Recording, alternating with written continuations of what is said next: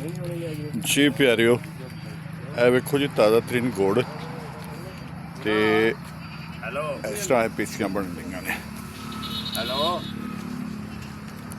ਅੰਦਰੋਂ ਚੋਰੀ ਫੜ ਲਿਆ ਮੈਂ ਅੰਦਰੋਂ ਤੋਂ ਹੋਇਆ ਸੁਣਾ ਜਦੋਂ ਸਭ ਹੋਣੀ ਪੱਤ ਜਾ ਚੁੱਕੀ ਹੈ। ਹੈਲੋ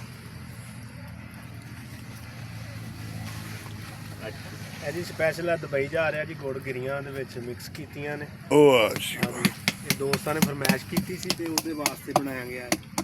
ਇਹ ਕਰੀਬ ਕਰਕੇ ਗਿਰੀਆਂ ਵਾਲਾ ਜਿਹੜਾ ਗੁੜ ਹੈ ਇਹ ਜਿਹੜਾ ਇਹ ਸੁਗਾਤ ਜਾ ਰਹੀ ਹੈ ਜੀ ਬਾਹਰ। ਜੀ ਦੁਬਈ ਜਾ ਰਹੀ ਸਪੈਸ਼ਲ।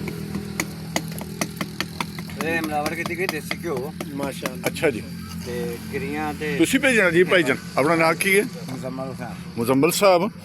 ਇਹਦੇ ਚ ਕੀ ਪਾਇਆ ਤੁਸੀਂ? ਅਸੀਂ ਇਹਦੇ ਵਿੱਚ ਜਨਾਬ ਗਿਰੀ ਹੂੰ ਸੋਗੀ ਹੂੰ ਤੇ ਬਦਾਮ ਮੂੰਗਫਲੀ ਸੌਂਫ ਤੇ ਦੇਸੀ ਘਿਓ ਉਹ ਆ। ਤੇ ਇਹ ਕਿੱਥੇ ਭੇਜ ਰਹੇ ਹੋ? ਇਹ ਅਸੀਂ ਦੁਬਈ ਭੇਜ ਇਹ ਹਰ ਸਾਲ ਆਪਣੇ 11 ਬੇਲੀਆਂ ਨੂੰ ਕਿ ਕਿਤੇ ਕਮਰਸ਼ੀਅਲ? ਭਾਈ ਇਹ ਸਾਡਾ ਉੱਥੇ ਅੱਛਾ, ਬਾਕੀ ਦੋਸਤ ਨੇ। ਦੋਸਤਾਂ ਵਾਸਤੇ ਇਹ ਸੁਗਾਤ ਹੈ। ਹਾਂਜੀ ਉਹਨਾਂ ਨੂੰ ਗਿਫਟ ਭੇਜੀ ਦਾ। ਇਹ ਗਿਫਟ ਜਾ ਰਿਹਾ ਹੈ ਹਾਂਜੀ। ਜੀ। ਤੇ ਇਹ ਮੇਰੇ ਖਿਆਲ ਹੁਣ ਆਖਰੀ ਪੱਤਾ ਚੱਲਣ ਡੀਆਂ ਨੇ। ਆਖਰੀ ਜੀ ਹੁਣ ਸ਼ਾਮ ਨਹੀਂ ਵੈਸੇ ਕਮਾਦ ਅਜੇ ਹੈ ਰੋਜ਼। ਕਮਾਦ ਅਜੇ ਬੜਾ ਜੀ, ਅਜੇ 2 ਮਹੀਨੇ ਤੱਕ ਇਨਸ਼ਾਅੱਲਾ 2 ਮਹੀਨੇ ਤੱਕ ਅੱਛਾ ਚੱਲਦਾ ਰਹੇਗਾ ਸਿਸਟਮ। ਅੱਛਾ। ਤੇ ਤੁਸੀਂ ਮਤਲਬ ਮਿੱਲਾਂ ਨੂੰ ਨਹੀਂ ਦਿੰਦੇ, ਆਪਣਾ ਗੁੜ ਕੱਢਦੇ ਹੋ ਤੁਸੀਂ? ਹਾਂਜੀ ਅੱਛਾ, ਇਹ ਵਧੀਆ ਕਰਦੇ ਹੋ।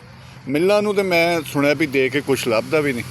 ਬਸ ਜੀ, ਜੋ ਮਾਮਲਾ ਤੋਂ ਆਪਣੇ ਹੈ ਨੇ ਪਾਕਿਸਤਾਨੀ ਹਾਲਾਤ, ਹਾਂ, ਉਹਨਾਂ ਦੇ ਹਿਸਾਬ ਨਾਲ ਇਸ ਤਰ੍ਹਾਂ ਹੀ ਨਾਲੇ ਠੀਕ ਹੈ। ਜਿਹੜਾ ਗੁੜ ਹੈ ਇੱਕ ਤੇ ਖੰਡ ਨਾਲੋਂ ਬਹੁਤ ਬਿਹਤਰ ਹੈ ਜੀ। ਇਸਤੇਮਾਲ, ਔਰ ਉਹਦੇ ਸਾਡੇ ਨਾਲੋਂ ਸਸਤਾ ਵੀ ਪੈਂਦਾ ਹੈ, ਸਸਤਾ ਉਹਦੇ ਵੀ। ਮਿਆਰ ਵੀ ਹੈ ਤੇ ਸਿਹਤ ਲਈ ਵੀ ਠੀਕ ਆ। ਹਾਂ। ਸ਼ੂਗਰ ਵਾਲੇ ਮਰੀਜ਼ ਵੀ ਇਹਨੂੰ ਖਾ ਸਕਦੇ ਨੇ। ਹਾਂ ਹਾਂ ਹਾਂ, ਬਾਕੀ ਮਰੀਜ਼ ਜਿਹੜੇ ਨੇ ਉਹ ਵੀ ਇਹਨੂੰ ਇਸਤੇਮਾਲ ਕਰ ਸਕਦੇ ਨੇ। ਬਿਲਕੁਲ ਸਹੀ ਹੈ, ਸਹੀ ਹੈ। ਮੁਜ਼ੰਮਲ ਸਾਹਿਬ ਬਹੁਤ ਸ਼ੁਕਰੀਆ ਜਨਾਬ, ਬਹੁਤ ਮਿਹਰਬਾਨੀ।